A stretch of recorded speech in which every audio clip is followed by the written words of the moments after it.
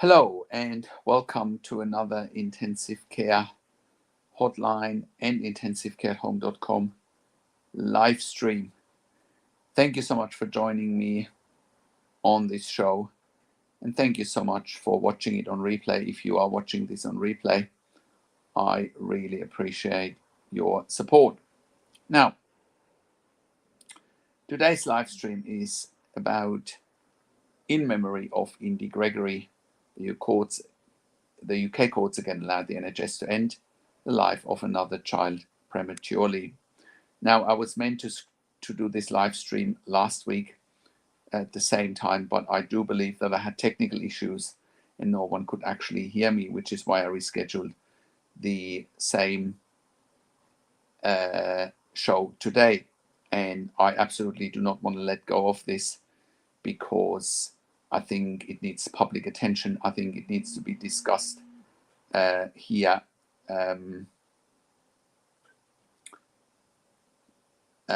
publicly, So, now,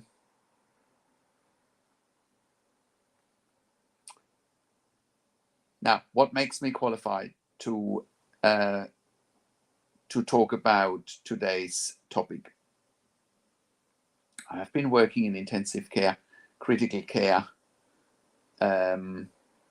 for over 25 years, right? And I have been working in 3 different countries, and I have been working as a nurse unit manager for over 5 years. I have been consulting and advocating for families in intensive care for the last 10 years here as part of my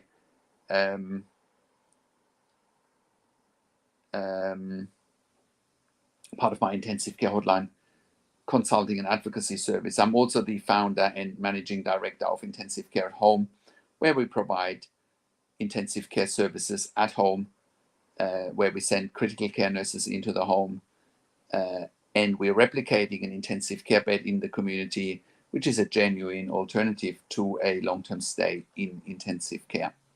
So that is what makes me qualified to talk about today's topic. Now, I also need to highlight that this is an ongoing issue in the UK, that whenever there's quote unquote terminally ill babies in ICU, often starting out in the neonatal ICU and then in the pediatric ICU, that then the courts in the UK decide that the NHS can terminate life support and withdraw life support and kill these babies. Now, from my perspective, that is extremely inappropriate. That could be perceived as euthanasia. It could be perceived as murder, especially since all of those kids, and I'll come in a minute to who those kids were, would have been able to go to another country for ongoing treatment. Now, those kids could have also gone home for ongoing nursing care and ongoing care on life support. But I'll break all of this down as we go along in today's show. Now, first off, I just read out an excerpt from an article from The Guardian that says, Indi Gregory's case is the latest high-profile end-of-life hearing to reach the Royal Courts of Justice in the UK, following similarly fraught battles over the treatment of children, including Archie Battersby, Charlie Gard, Alfie Evans, Isaiah Hastrup, Tafida Rakib, and Alta Fixler. Now, I can tell you that we have, as part of our work, we have spoken directly to Charlie Gard's parents, to Alfie Evans' parents, to Isaiah Hastrup parents, and to Alta Fixler's parents. We have spoken to all of them directly, and with some of those families we have worked with directly as part of their course in the hospital and in ICU, pediatric ICU in particular. And because I had first-hand insight into some of those cases, it is extremely inappropriate what's happening in the UK. It's heartbreaking, it's gut-wrenching, and I can't believe that there is not a public outcry about the injustice that is happening in the UK when it comes to quote unquote terminally ill children, because it is what the NHS and the courts perceive as children being terminally ill, whereas we now know, especially now with the latest case of Indi Gregory, that there are children living with the same condition in the United States, for example, right? So why are the UK courts terminating a child's life if they're living with a similar condition in other countries? What is the UK courts' agenda to kill children? We have to ask that question, and we have to ask it publicly. I am absolutely outraged that the NHS, that's employing doctors, nurses, is advocating to kill children and not follow their ethics and their morals to save lives, to save children, regardless of the clinical challenges they are facing, especially if the parents of those children are willing to go to the extra mile and are willing to look after those children and are happy to fight for them. And if other countries, in this case it was Italy, who granted citizenship to Indi and was happy to take her on into a hospital, into the Bambini Hospital in Rome, to continue treatment, right? So I also want to quickly play an interview with Indi's father. If you give me 1 second, I'll play an interview with Indi's father, so you can actually see the dilemma that's been going on there. Let me just quickly bring up the interview with Indi's father. There we go, where he speaks to Sky News. I'll just quickly play that so you can listen to it. So when the hospital in Italy, I don't know whether you approached them or they approached you, but when it became clear that this hospital had a form of treatment that could, at least in the short term, help Indi, how did that make you feel? Because I'm just trying to put other parents watching this in the position that you are in right now. Well, it came Sunday night at 9:30 by email, and was due to take Indi to the hospice the next day. So it was kind of like a miracle, and I was shocked, to be honest, that this other country was willing to take Indi in and treat her, but we couldn't get the treatment over here. And again, I don't want to upset you, Dean, because again, I cannot imagine being in the position that you're in. But when I tried to earlier on, it kind of struck me that if there was any opportunity, any chance to kind of look after my child just that little bit longer, then I would take it. But those who are not parents are perhaps sitting at home and saying, look at what the judge said the last time round, look at what the doctors have said, that this is a very, very seriously ill little girl who will not recover from these conditions, and that perhaps at this stage that keeping her alive in these circumstances is crueler than letting her pass. Well, we've got experts from around the world what are disagreeing with that, and we have given this to the courts to look at. There is a potential for Indi to have a longer life, so that's why we're exploring this option. Dean, as I say, you have my sympathy, and you have a very, very beautiful little girl. So I wish you, your wife, and Indi all the very best. Take care, Dean, and thanks for talking to us. Right, so you have seen what Indi's dad had to say. You know, the other interesting thing is that when you look at videos that have been published online about Indi since she's been in ICU, you will actually see that Indi is interacting with the parents, you know, with the doctors, with the nurses. She's actually interacting. This is not a child that is not interacting or that is not developing. So why is the NHS and the UK court saying that she won't have any quality of life, and therefore she has no right to live? Because that's what it basically comes down to. But the shocking part of this as well is that, you know, the doctors and nurses are working for the NHS, and you can't tell me that, being a nurse myself, that all doctors and nurses there are under the same opinion, and they're saying, well, this little girl Indi, she shouldn't live, and the only option for Indi is to die, right? Well, what it comes down to in the UK in particular, the NHS is a communist healthcare system. It's a socialist healthcare system. where rationing of healthcare is all too obvious, and therefore Indi unfortunately was deemed as quote unquote too expensive to live, and therefore the courts decided in favor of the NHS, in favor of a communist healthcare system, that she should die, which is what happened in the end. Now, once again, I condemn this as, at the very least, as euthanasia, probably more like planned killing, which again could be perceived as murder, right? So I'm wondering, why are NHS nurses and why are NHS doctors not speaking up and speaking out for this injustice that has been committed here? Why are they not speaking out against the UK courts permitting to ending the life of a little girl that hasn't even been on this earth for 2 years, right? What is the hurry to kill children?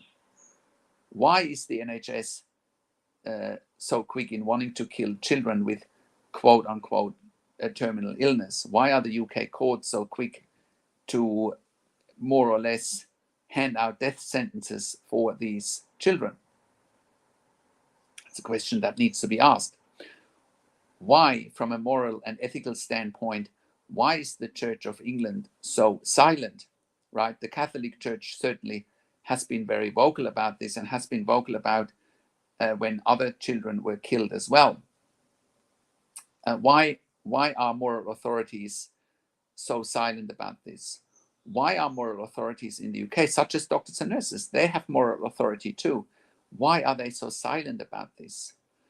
I have worked in the NHS myself 20 years ago, and it is a communist healthcare system. It's not about getting the best outcomes for people. It's about rationing healthcare, and it's about looking at, okay, where do we get a payoff and where do we think we don't get the payoff? Now, furthermore, what is important in this case as well, like I mentioned in the beginning, we are running an organization, Intensive Care at Home. We are looking after adults and children at home that are long-term ventilated with a tracheostomy, right? Some of it is improving their quality of life, of course. That means patients can live for a long time to come. Otherwise, they would live in an intensive care unit, right? Now, in this situation for Indi, similar to Charlie Gard, similar to Alfie Evans, similar to the other kids that I just mentioned a minute ago, they could have had continuing treatment and therapy at home, or they could have at the very least end of life care at home, which is all that the families had asked for. That they all had that in common, that at the very least they wanted to have hospice care and end of life care at home, where the courts also said it is not possible. Well, dear judge, ignorance is not bliss, right? We have done work for palliative care for some of the children's hospitals here in Australia. We have taken children home from intensive care to have palliative care and hospice care at home, including extubating children at home so they can have end-of-life care at home. So, dear judge, your ignorance is unbelievable. You have not done your research, what's happening in other countries, which is obviously clear, because you haven't allowed those children to go to Italy, to other countries. You haven't allowed for those children to go to the US for ongoing treatment, even though the families had raised money for it. And you are also saying that end-of-life care at home wouldn't be safe. You have not done your research. You are ignorant beyond belief, but also the NHS is ignorant beyond belief, not looking at what's happening in other countries. Why is the NHS saying, well, we are the only ones who know how to look after these children, if other countries are offering to continuing to treat these children? Now, they may die anyway, nobody knows, but one thing is for sure, by the courts ruling they are going to die, well, there is no return from that, and it's unbelievable, beyond imagination, that the public is not crying out about this.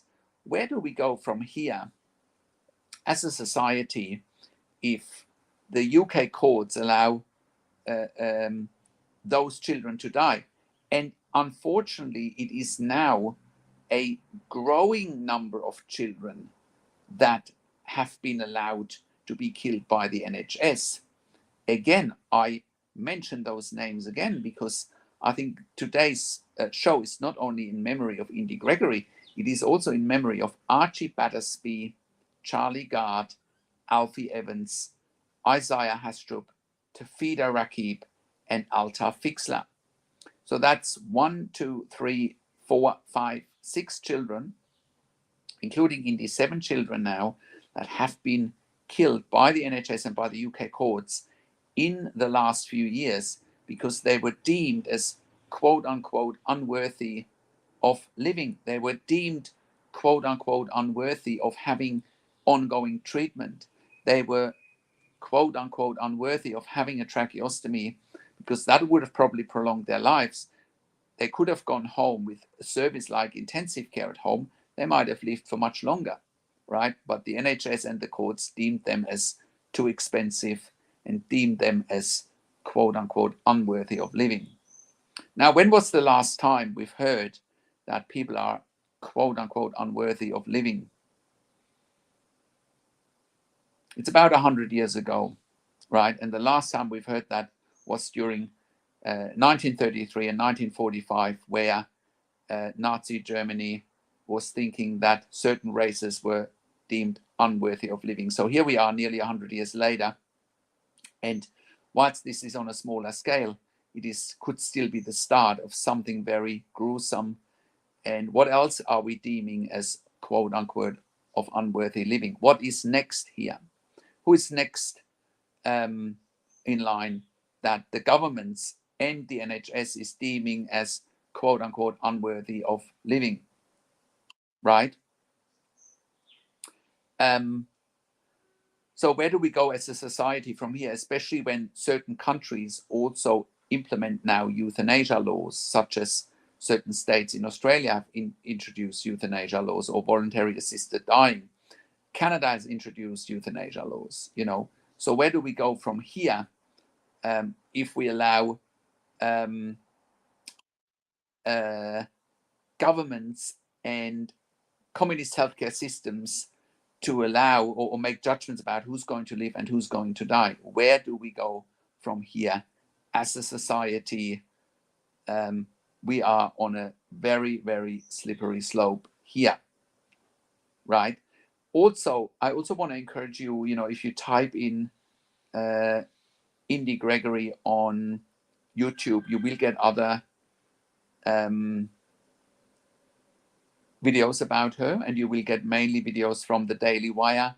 You will get videos from Catholic News. You know, I'm glad that other more conservative networks are also very outspoken about this injustice, about this, what I believe is a crime, right? And why is something like that not in the mainstream media? What is the mainstream media actually reporting?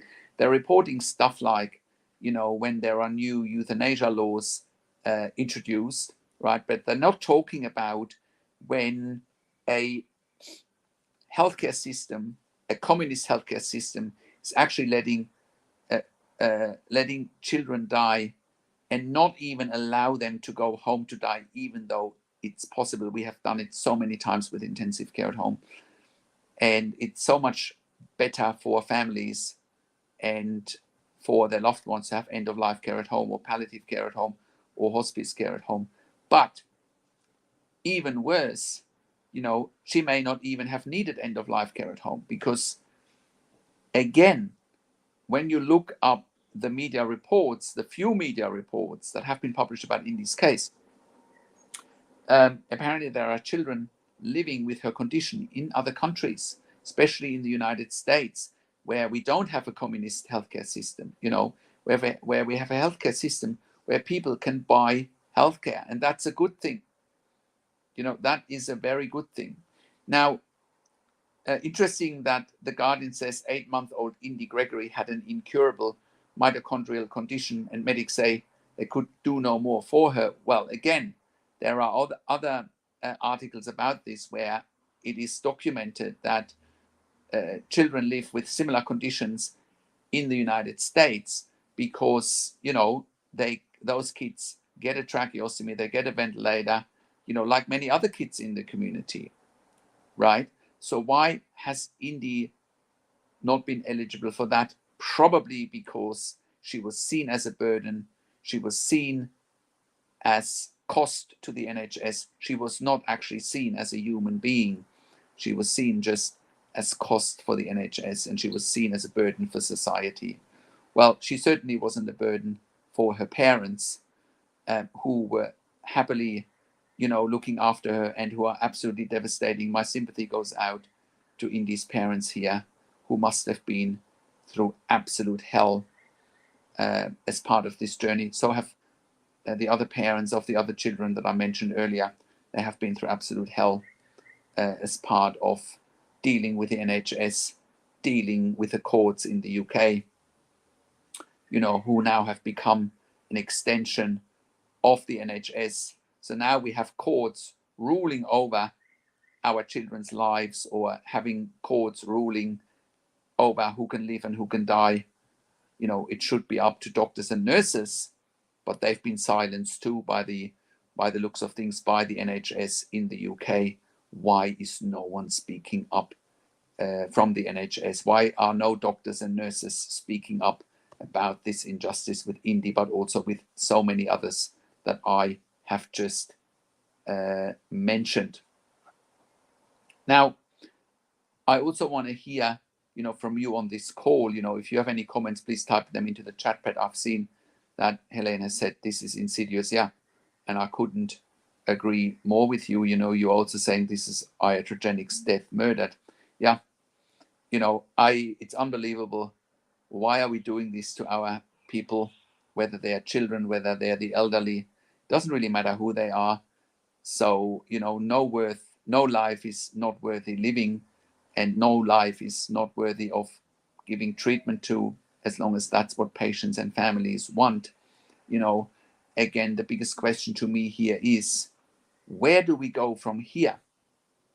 Where do we go from here? What is next for the NHS and for patients in the NHS? We have worked with so many families over the years that have been patients in the NHS, and we have saved many lives there through our advocacy, through our consulting. But the approach from the NHS is pretty much, well, we decide who's worthy of treatment and we decide who's not worthy of treatment, and now they've got the courts backing them up, which is beyond belief, really, that health professionals can't make the decisions as part of being conscientious and as part of following their moral and ethical compass, and also following their guidelines that they have been set out by the registration boards. As I said, I'm waiting for a public outcry from doctors, nurses, from health professionals for the injustice here with Indi Gregory, but also with many other children that have been through the UK court system and through the UK NHS system, and unfortunately they have all died, and again have also been denied end-of-life care at home, which is possible for anyone with a ventilator and a tracheostomy. We've done it many times with intensivecareathome.com. Now, also, the other thing that I would like to mention, this is more of a political thing. The nation of Italy has granted citizenship to Indi Gregory just before she passed away, and they've done that. The nation of Italy has also done that, or the government in Italy has also done that to Alfie Evans in the past. I'm not sure whether they've done it to other children as well. But why is the UK then not letting those children go to another country that they're a citizen of?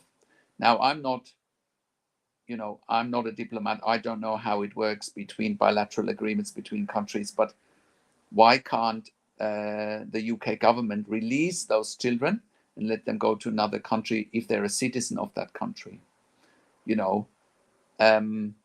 What is it? What is the urgency of killing children? What is the urgency of killing people here? right? What's the real agenda here? You know, I also lastly want to read out an article from the Catholic World Report, who says, following the death of 8-month-old Indi Gregory last week, Catholics in the UK say the country's medical and legal authorities need to place a greater emphasis on parental voices when difficult medical decisions arise and codify that emphasis into law. Well, I couldn't agree more with that. Indi, who suffered from a rare mitochondrial disease and was receiving life-sustaining treatment at a hospital in Nottingham since her birth, died in her mother's arms in a hospice at 1:45 a.m. on November the 13th, 2023. A judge had in mid-October ordered that it was in the child's quote-unquote best interest to be removed from life support despite her parents' insistence that they wanted to seek additional treatment for their child at another hospital. That hospital was the Bambino Gesù, a Vatican-run pediatric hospital in Rome, which offered to place a stent in Indi's heart in an attempt to address cardiac issues and also to carry out a number of additional experimental treatments. In a rare move, Italian officials convened an emergency meeting November the 6th to confer Italian citizenship on Indi in the hopes of facilitating her transfer to Rome, even offering to pay for her treatment here at no cost to British taxpayers. In an ensuing legal dispute that baffled many non-UK observers, English judges largely ignored Italy's actions and insisted that nothing more medically could be done to help the little girl. They also ruled that Indi's life support was to be removed at the hospital or at a hospice, in a hospital, and not at the child's home, as her parents had hoped, citing a need for clinical treatment of the highest quality carried out in a safe and sustainable setting. How hypocritical is that to say clinical treatment of the highest quality carried out in a safe and sustainable setting? Once again, when you look at our case studies on intensivecareathome.com, we have provided end-of-life care for similar children at home, always in cooperation with hospitals, of course, and made it perfectly safe and sustainable in a home care setting. Now, when they say sustainable, maybe they were referring to that end-of-life care at home could have been going on for weeks, months, and potentially years, and maybe they didn't deem that sustainable because it was perceived as too expensive. So again, Indi was perceived as a high cost and a burden to society. It's terrible. Okay, carrying on in the article from the Catholic Newsweek, Indi's case drew comparisons to the legal battles that ended in the deaths of Alfie Evans in 2018 and Charlie Gard in 2017. In both of those cases, which garnered international attention and criticism, courts ordered life support removed from the terminally ill children despite offers of treatment at the Bambino Gesù, and in Gard's case, in the United States. David Jones, director of the Anscombe Bioethics Centre in Oxford, England, released a statement the day of Indi's death on behalf of the Catholic Bioethics Organisation, saying that the court's decision to block Indi's parents from seeking alternative treatment abroad, especially treatment in a European Union nation where the standards of healthcare is certainly equivalent to the UK's, strikes many people outside of the UK as scandalous. Well, I'm sure it strikes some people within the UK as scandalous. Jones said in a subsequent interview with CNA that he believes the case is symptomatic of a wider societal problem in the UK. While acknowledging that having a national health system is good and positive, Jones said it is clear that the NHS and the UK's court system need to rediscover the principle, a feature of Catholic teaching, that parents are and ought to be the primary caregivers for their children. The vision of subsidiarity that you have in Catholic social teaching is in tension with quite a common attitude in the UK, I would say, which almost takes the state position as the default. There's a kind of distrust of parents, I think, in this country. There's a tendency in elements of English culture to think that the state should just step in and solve the problem, which ends with disputes with institutions, with people dying in the hospital instead of at home. Then, why did Indi's case end in this way? Jones explained to the CNA that in his country, decisions involving a dispute between doctors and parents lie not with the government per se, but with the judiciary. When a dispute arises between parents and the hospital, one of the parties, usually the trust running the hospital, will petition the courts to intervene.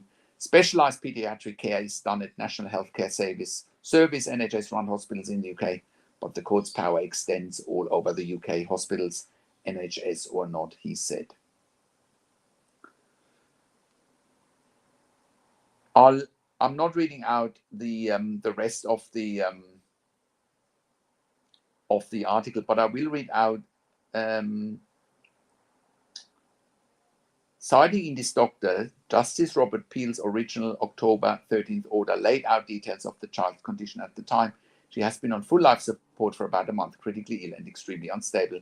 She is intubated, ventilated with multi-organ support and sedated. She has the highest level of intensive care support and shows no sign of recovery. Her conditions are untreatable, Justice Peel wrote. Now,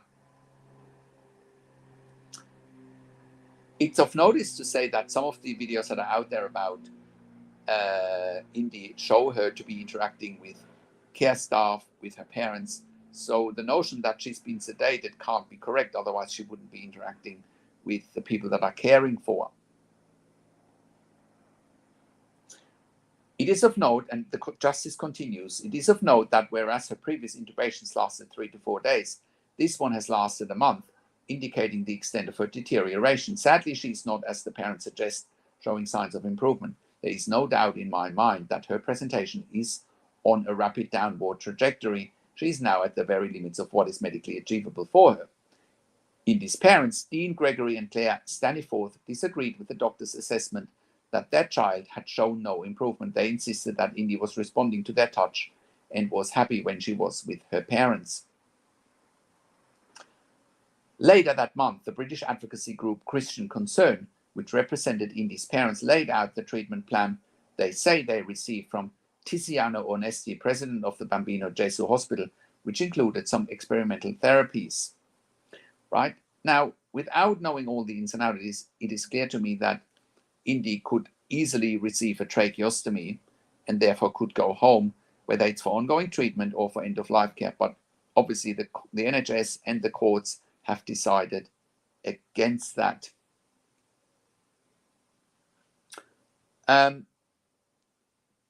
According to a statement, the unnamed expert said the problem can be fixed without surgery by inserting a catheter known as a right ventricular outflow tract stent through one of the vessels in Indi's groin. The expert said that the treatment would more likely than not enable Indi to survive without artificial ventilation.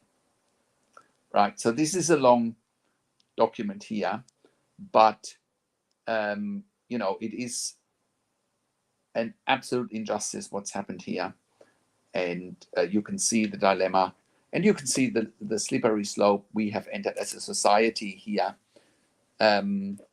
You know, by letting things happen to innocent children, by not even granting their last wish of end-of-life care. But you know, when you look at other experts, experimental treatment could have saved her life. So why have other experts from other countries not brought into the UK to court? Why is that? So other experts have been silenced from outside of the UK. Why is that?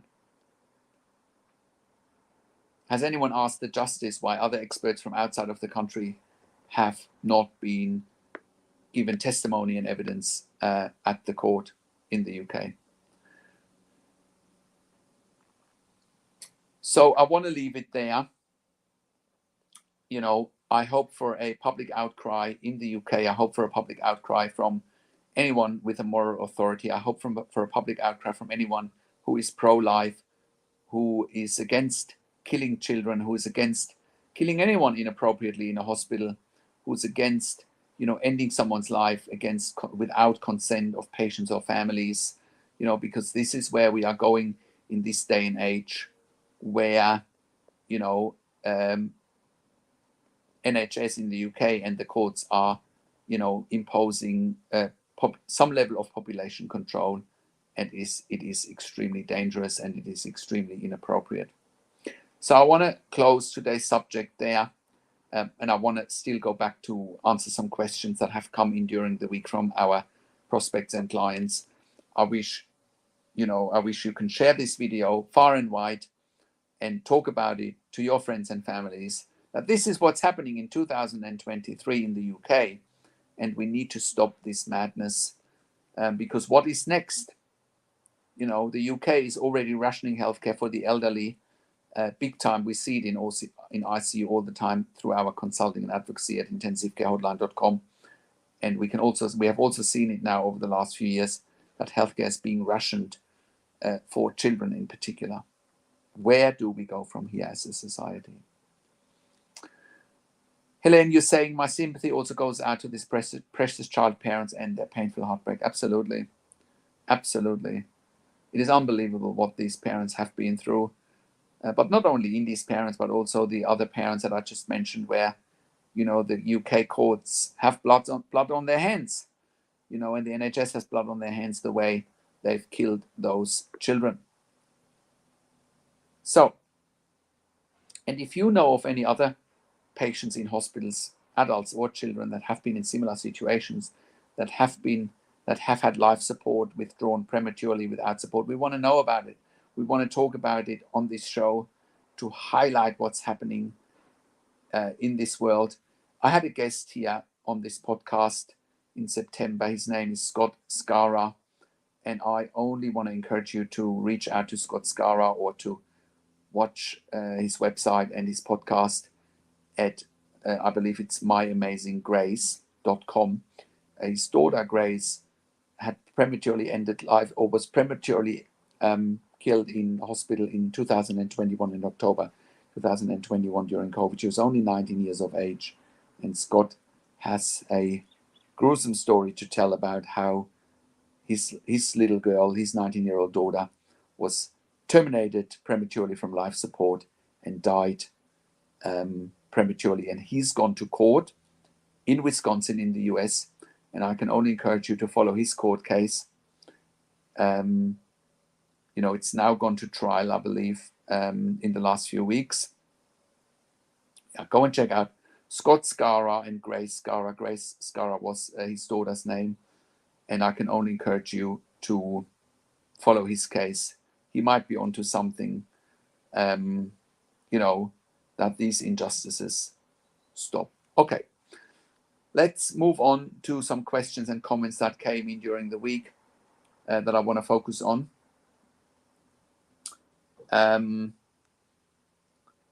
So one of the videos that I published on my YouTube channel was, the ICU team says my girlfriend will be in a vegetative state for the rest of her life. Is this true? And someone with the name of Holistic Vibrancy left a comment and says, this is almost identical to what happened with my daughter. She is now 6 weeks post cardiac arrest. She can open her eyes, but is not able to follow commands. She has a tracheostomy and a PEG tube. We are hoping to get some additional therapy for her, but for now we are doing our own therapy with her to the best of our ability. Now, nobody really knows whether a vegetative state is permanent or not. What you do know is this: if you terminate life support, you know that there's no return from that.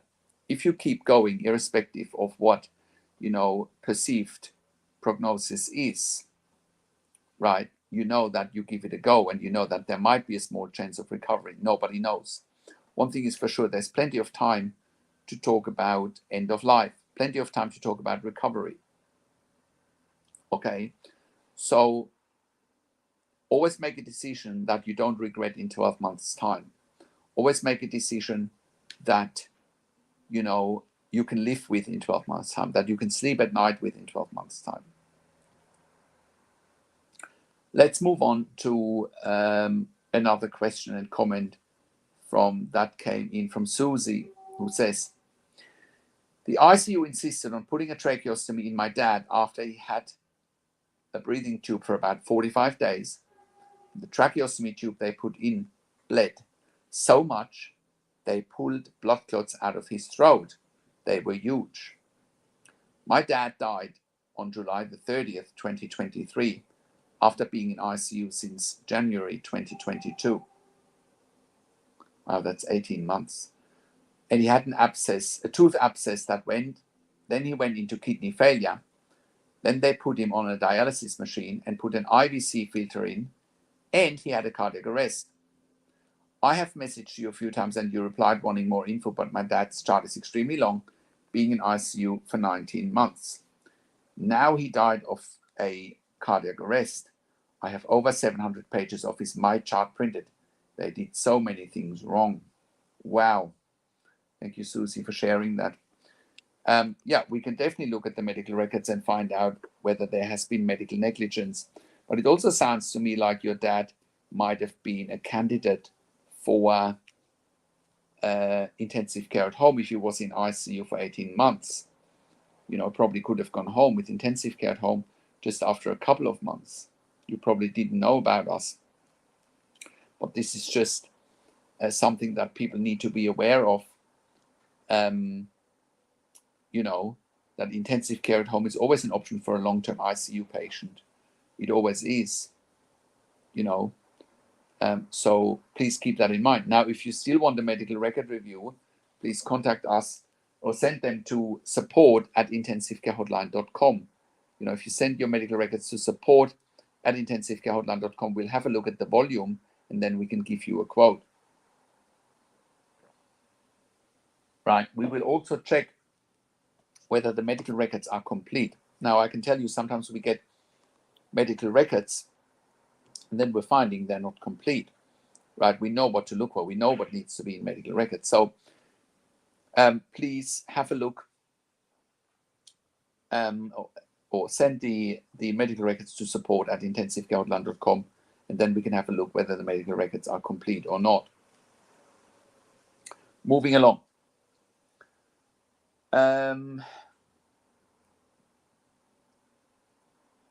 Kylie says in a comment, I found myself back on your YouTube channel because my 49-year-old mum has just gone into a second induced coma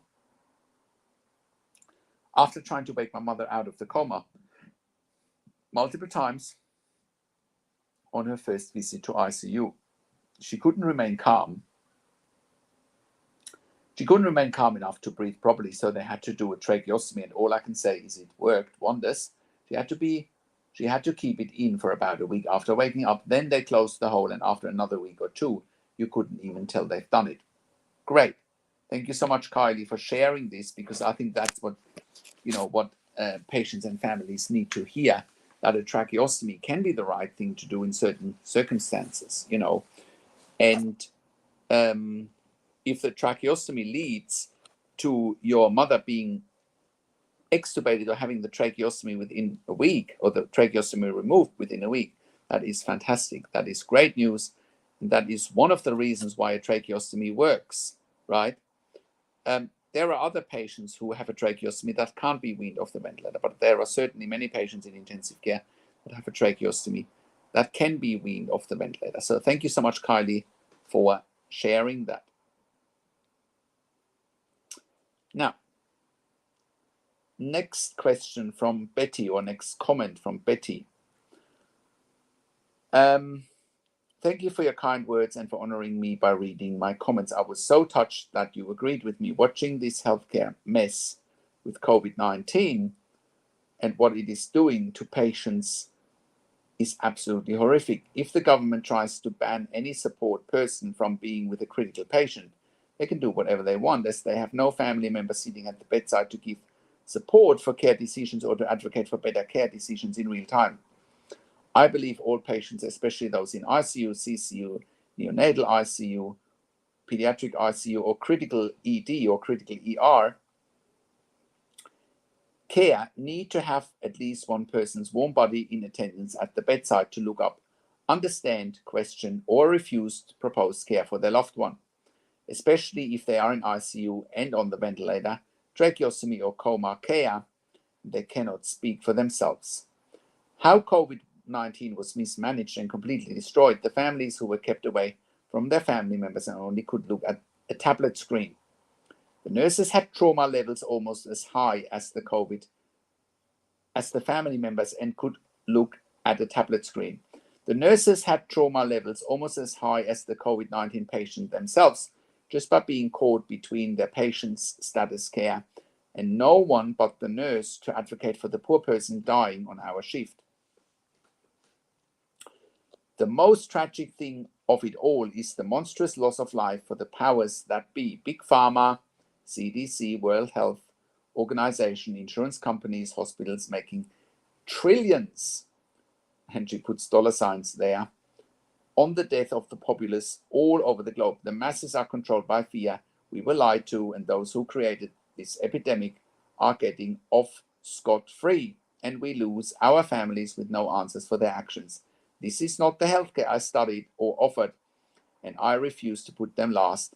Now the government is in control of our lives and healthcare rather than care that is given by evidence-based care. Not my nursing world any longer. Thank you again. God bless you for your helping so many. This is from Betty. Thank you, Betty, for your comments as a fellow nurse. I really appreciate it, and I can only sympathize with you, about your comments. I can imagine, well, I know for a fact that many nurses and doctors have been traumatized during COVID as part of their work by locking out, families out of ICU. That's locking out families out of ICU is not why most doctors and nurses went into their professions in the first place. Now, thank God for that I had left the system by then already, and we were already providing intensive care at home. So, we were doing what people wanted anyway, to be in the comfort in their own home. I mean, we've been doing this way before COVID, but COVID just highlighted that, intensive care at home is needed more than ever. Was needed before COVID, but COVID just highlighted that, who wants to be in a hospital locked out from ICUs, having their loved ones in ICU, and they couldn't see them, they couldn't advocate for them. Like you said, they were on an iPad, but not there as a real person. Absolutely shocking. Let's move on to the next question. That's coming from Jerry. Sorry. Jerry says, "Hi Patrick, I was in intensive care for 1 week for kidney problems. The doctors hit the number required for open heart surgery. After surgery, I remember very little, but I do remember I fell out of bed and all the tubing came out of me. I had a serious concussion which turned into PCS. Should a nurse be monitoring me in ICU to prevent falls?" Absolutely, Jerry. And thank you for sharing this. Jerry, in ICU, there's a prescribed nurse-to-patient ratio of 1-to-1 nurse-to-patient ratio. So even when, nursing go on breaks, there needs to be somebody else there, 1-to-1. So you falling out of bed is gross medical negligence, gross nursing negligence, unfortunately. As much as I hate to say it, I'm a nurse myself, and I don't want to, speak ill about my nursing colleagues, but clearly this is a nursing mistake, and with serious consequences for you. What we could do for you is, look at the medical records and, document the negligence that has happened here and how it came to that. Maybe there's documentation in the nursing notes. Most likely there is. But to answer your question, absolutely, there is 1-on-1 nursing in ICU. Therefore, something like that should not happen. Okay, let's go back to another question from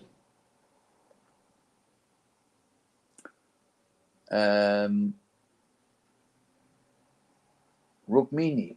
Now, Rukmini commented on one of my videos who says, "My friend, 47 years of age, is in a coma for 60 days after cardiac arrest. He's opening his eyes. He's in aggressive physiotherapy and HBOT. Will he improve? Please give me advice." Now, for those of you that don't know what HBOT is, HBOT stands for hyperbaric oxygen therapy and is sometimes being used for stroke therapy to get more oxygen to the brain. HBOT is used for seizure management as well, to prevent seizures. HBOT management is used to treat wounds. It certainly has its place and its time for some ICU patients. So yes, has its time and its place for some ICU patients. So will he improve? Well, Rukmini, you'll only know whether your friend will improve if you give them enough time, right? If you're not giving them enough time, you simply don't know. A lot of patients improve over time, and that sometimes can be painstakingly slow. Painstakingly slow, unfortunately. Okay, here is another comment from Stephen, who says, my best mate had a cardiac arrest in 2016. He was 44. He ended up in a vegetative state and was unresponsive for 4 years. He never woke up or spoke to us ever again. He died in 2020, age 48. Rest in peace, Chris. Right, okay. So again, at least, you know, the family of your friend has given him a shot. They tried. Imagine you're not trying, you know, then you never know. But here, at least, you know, it didn't work. Fair enough. Not the outcome you hope for, but at least you can't be saying you haven't tried. Another comment from Janet here, who says, Patrick, you are a blessing to all of us going through similar situations. Thank you for taking the time to speak about this. My brother is currently in a similar situation in ICU. Thank you, Janet, for your kind words. Okay, let's get on to the next question.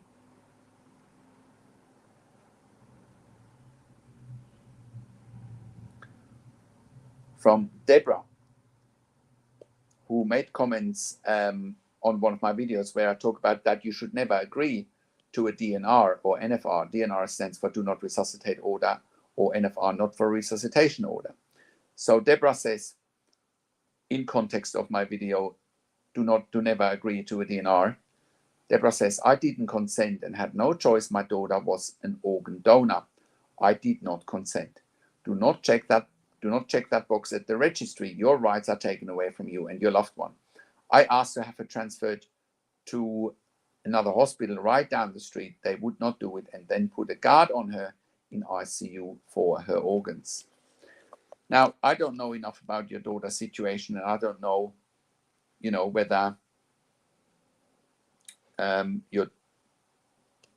they harvested your daughter's organs, but I argue they can't do that without your consent, right? Again, we can look at medical records, and we can look at you know, whether there has been any medical negligence. Then another comment from Twiggy, who says, thank you for this video. This bit of information is absolutely golden. Unfortunately for me and my mom, it's too late, but I appreciate the information nevertheless. Yeah, look, I'm very sorry, Twiggy, to hear about your late mom. You know, unfortunately, you didn't get the information quick enough. Now, just give me 1 second, please. I will be right back. We'll be right back.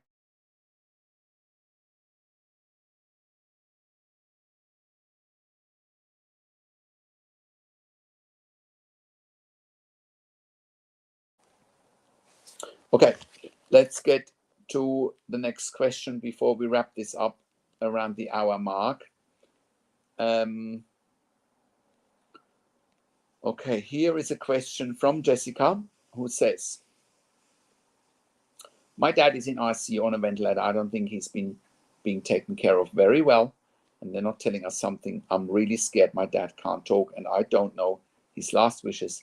He's making a fabulous recovery for the cardiac arrest that he had, but the hospital staff is causing him to decline in progress. I need help. Well, again, like I've been saying for a long time, the biggest challenge for families in intensive care is simply that they don't know what they don't know. They don't know what to look for. They don't know what questions to ask. They don't know their rights. They don't know how to manage doctors and nurses in intensive care. And Jessica, I think that's exactly what you are dealing with at the moment. A couple of weeks ago, we started to work with a client who had has their mother still in ICU, and the ICU team was telling him, oh, she's got brain stem damage, but they never provided any evidence, and we disputed it because we couldn't see any evidence by looking at the medical records, right? So Jessica, I encourage you, and now his mother is waking up, you know, and is making progress and is moving on purpose. So you know, in your situation, I encourage you to reach out to me directly at intensivecarehotline.com, because then I can help you looking at the medical records. I can talk to the doctors and nurses directly and can get you perspective, can get you a second opinion, and making sure you are making informed decisions, have peace of mind, control, power, and influence, and making sure that your dad continues on the path to recovery, because most patients do if you give them enough time. Here is another thing. You know, 90% of patients in intensive care approximately survive. So why should your dad not survive if 90% of patients in intensive care approximately survive? Right? How do you turn a situation like that around? Well, it's rather simple. Again, I turn many situations around just by talking to doctors and nurses directly. Once they know you have someone on your team that understands intensive care inside out, they will stop taking you for granted. They will stop, you know, they will stop making a fool out of you, you know, because that's what it is. Because you don't know what you don't know. You give in too early, you give in too quickly. You know, I'm very happy to talk to them. I'm very happy to look at medical records, and we'll turn this situation around, making sure your dad gets best care and treatment. So I want to come to an end for today of this show. Now, if you have any final questions, please type them into the chat pad. You know, I will do another YouTube live next week at 10:30 a.m. on a Sunday, Sydney, Melbourne time, which is 9:30 a.m. Brisbane time. It is 6:30 p.m. on a Saturday, Eastern Standard Time in North America. It is 5:30 p.m. Central Time in North America on a Saturday, 4:30 p.m. Mountain Time on a Saturday, and 3:30 p.m. Pacific Time in the US on a Saturday. It is also 11:30 p.m. on a Saturday in the UK. Those are the times at the moment where I do these YouTube lives. Next week's YouTube live will be about Ask Me Anything, and you can ask me anything when it comes to your loved one in intensive care. And I encourage you to ask those questions live on the show. I can get you on a call here directly. You can also email me questions during the week, you know, and I look forward to having you back again next week. Now, I would appreciate if you give this video a like. I would really appreciate if you share the video the world needs to know about Indi Gregory's injustice that was done to her by the UK courts and by the NHS. The world needs to know about it so that this madness is going to stop.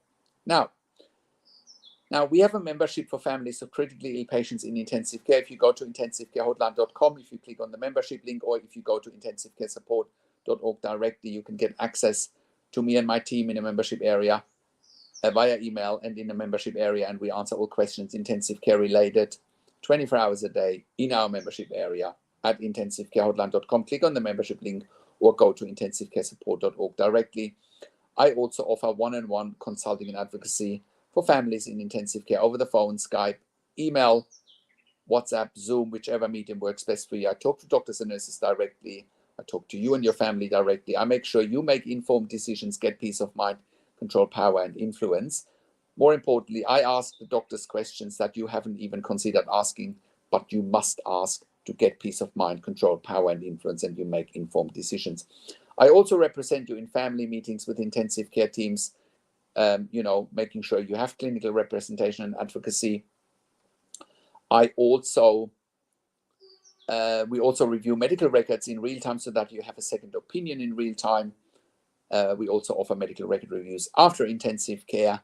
If you have unanswered questions, if you need closure, or if you are having, if you're suspecting medical negligence. If you like my videos, and you get all of that at intensivecarehotline.com, if you call us on one of the numbers on the top of our website or send us an email to support@intensivecarehotline.com. We also offer intensive care at home in Australia. Go to intensivecareathome.com, contact us there if you need intensive care at home. But even if you're in the US or in the UK, please contact us for intensive care at home. We can help you set it up and move things in the right direction one way or another. And lastly, if you like my videos, Subscribe to my YouTube channel for regular updates for families in intensive care. Give the video a like, give it a thumbs up, subscribe to my YouTube channel, share the video with your friends and families, and comment below what you want to see next or what questions and insights you have, and contact us at intensivecarehotline.com or intensivecareathome.com. Thank you so much for watching. Thanks for your support. This is Patrick Hutzel from intensivecarehotline.com, and I will talk to you in a few days. Take care.